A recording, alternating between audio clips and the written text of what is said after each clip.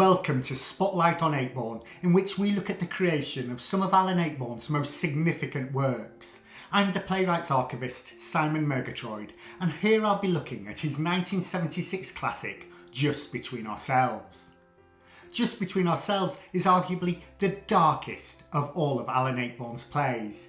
It is undoubtedly funny, occasionally uncomfortably funny, but it is also the epitome of an Ayckbourn tragi-comedy, and the dying fall of a climax pulls absolutely no punches. It's often been asked why Alan wrote such a bleak play at this particular point in his career, and his answer is perhaps a surprising one. He had been appointed artistic director of the Library Theatre in 1972, and in 1974 had restored the winter seasons at the venue. To launch the first winter season, Alan decided he needed a world premiere. For the first time, he wrote a play during the winter, during a stormy January in Scarborough. I wrote mainly at night, but this was my first experience of tackling a play while the North Sea storms hurtled round the house, slates cascaded from the roof, and metal chimney cowlings were bounced off parked cars below my window, rebounding hither and thither like demented pinballs. Not surprisingly, the result was a rather sad, some say a rather savage, play with themes concerned with total lack of understanding, with growing old, and with spiritual and mental collapse. I now work in that same top floor office, overlooking the town's harbour and South Bay, and I can testify it does get pretty wild during the winter storms. The result was a play which continued Alan's move into character-led drama rather than situation-led drama, and was far darker territory than previously explored, as he explains. And this one is about sort of selfishness and woman's inhumanity to man and man's inhumanity to woman. But lately I'm trying to deal with just not understanding each other.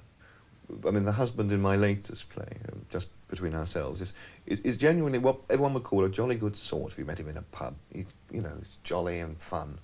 And he has a wife who he just doesn't understand, who's got problems that are not even in his experience, so he can't understand them. And he destroys her. And he's, even when she's destroyed, he's still saying she's going to get better. I mean, because he can't believe that he has done anything but the very best for him. Astonishingly, though, the play could have been even bleaker. The playwright's earliest handwritten notes for the play are held in the Ayckbourn Archive at the Borthwick Institute for Archives at the University of York, and they paint a pretty grim picture. In context, Just Between Ourselves is set over the course of a year and follows husband and wife Dennis and Vera, alongside Dennis's mother Marjorie, who lives with them, and another couple, Pam and Neil, initially looking to buy a car from Dennis. Central to the plot is the deterioration of Vera as she struggles to cope with an overbearing and belittling mother-in-law and a clueless, self-obsessed husband. Originally, it was not just Vera who was on the verge of collapse, but Dennis's actions themselves were driven by depression and mood swings, with early notes showing Dennis dissolving into manic depression and Vera bearing the brunt of this, leading to a lack of self-confidence and neurosis, desperately looking for a way out with nowhere to go. Further to this, a separate set of later notes indicates essentially every character was on a downward spiral.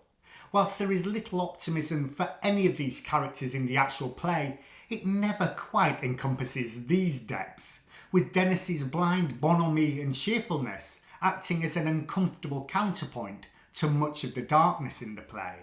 Dennis keeps on despairing, cheerful tone throughout, and uncertain. Neil, hypochondria and insecurity leads to ultimate depression and suicide attempt, numb nerves, etc. for final scene. Vera, imminent collapse accelerated to a showdown with Dennis and empty void. Pam, imminent breakup with Neil, but her own inadequacies and the fact that she has yet to find her vocation stops her. Marjorie, physically wrecked, unrelenting sheen of depression and sad smiles. While certain elements from these notes survive into the final play, Alan jettisoned much of them to place the emphasis on Vera, which even he did not initially expect, as he intended Dennis to be the central figure when he began writing the play. I start with these characters. I have a rough idea in which I want them to go. But I mean, in a case of Just Between Ourselves, it was a study of a man. In writing it, I suddenly was aware that his wife was being destroyed. And in fact, it's a play about the wife. At this point, Alan began writing a play for which the title had been decided months earlier. A key recurring theme of Alan's early writing is his titles are ambiguous enough to cover a myriad of possibilities. This is on purpose, as frequently he had to give the theatre a title to advertise long in advance of it even being written or perhaps even fully formed in his head. Just Between Ourselves was a title Alan notes he'd thought of years before, but was able, in this case, to incorporate into the actual play as one of Dennis's verbal mannerisms. Alan famously writes his plays very quickly after long contemplation and construction in his head. He then essentially sets them down in a complete whirlwind, none more so than with Just Between Ourselves. It's been buzzing around in my head, but I didn't actually put pencil to paper until last Thursday, today being Monday. So I wrote Act 1 on Thursday, Act 2 on Friday. We typed through Saturday. We finished Sunday morning at 6 o'clock. Then we started stenciling and duplicating. The cast got the scripts at 6 o'clock this morning. You know, we threw them through their letterbox before I went to bed. So the poor loves have been really rather surprised by it. The play was written on 1st to 2nd of January 1976 with a read-through on 5th of January, with 3 weeks of rehearsals leading to the first night on 28th of January, all of which was also chronicled in not one but 2 major television documentaries, with Arena, shown on BBC One on 4th of February 1976, and The Playwrights on ITV on 6th of September 1976. Both of which contain the earliest known substantive rehearsal and performance footage from an Ayckbourn world premiere at the Library Theatre. Rehearsals took place at the former St Thomas's Church in Scarborough's Old Town, whilst up at the Library Theatre itself, the stage manager, David Millard, was contemplating how to get a Morris Minor up to the first floor of the town's public library. His eventual solution was to cut the shell of the car into several pieces and reassemble them on the library's first floor. Alan contends this was the final straw for the chief librarian upon finding a car outside his office. This was also actually the final Ayckbourn play to premiere at the Library Theatre, as Alan remembers being told the rooms they hired were now needed for, and I quote this, cultural purposes. Alan wasn't impressed. Whilst Alan is associated with theatre in the round and the vast majorities of his plays have premiered in the round at Scarborough, this wasn't the case with Just Between Ourselves.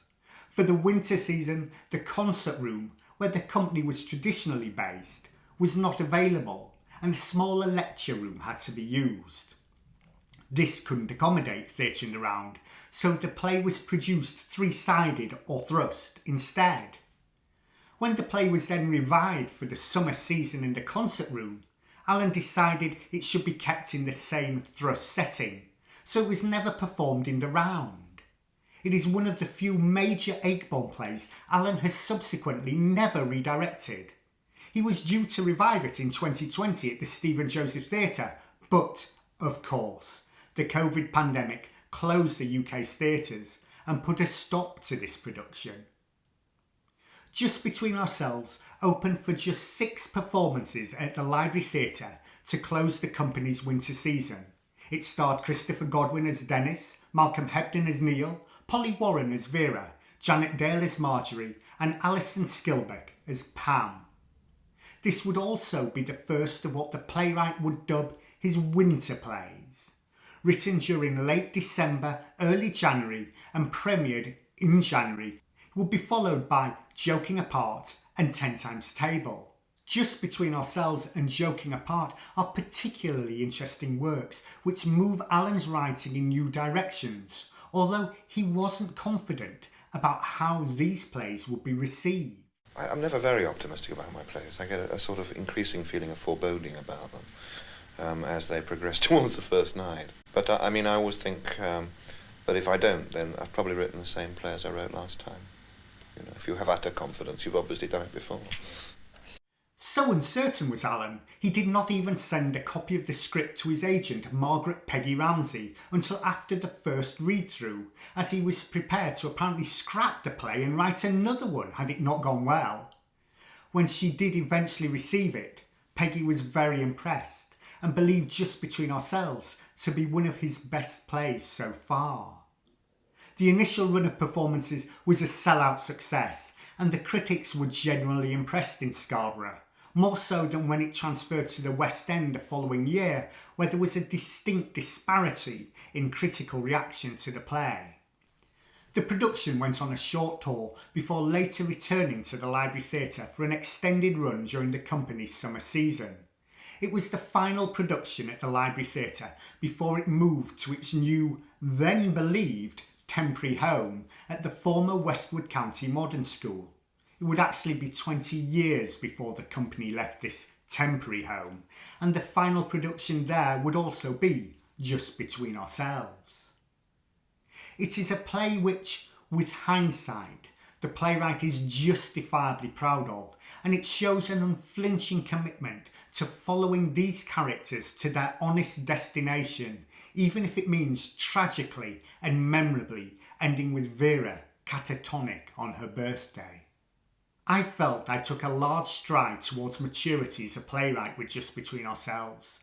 I try, within the limits of dramatic form and the tacit acceptance that to a certain extent all theatre is artificial, to allow my characters a truthful existence. I try to allow them to behave as their natures dictate they should and would behave. Inevitably, there are times when this leads us into some very uncomic, rather black areas of human existence.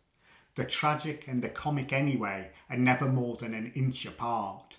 Thank you for joining me in my look into the creation of Just Between Ourselves. You can find out more about the play at the playwright's official website. I hope you've enjoyed this spotlight, and don't forget to subscribe to the channel.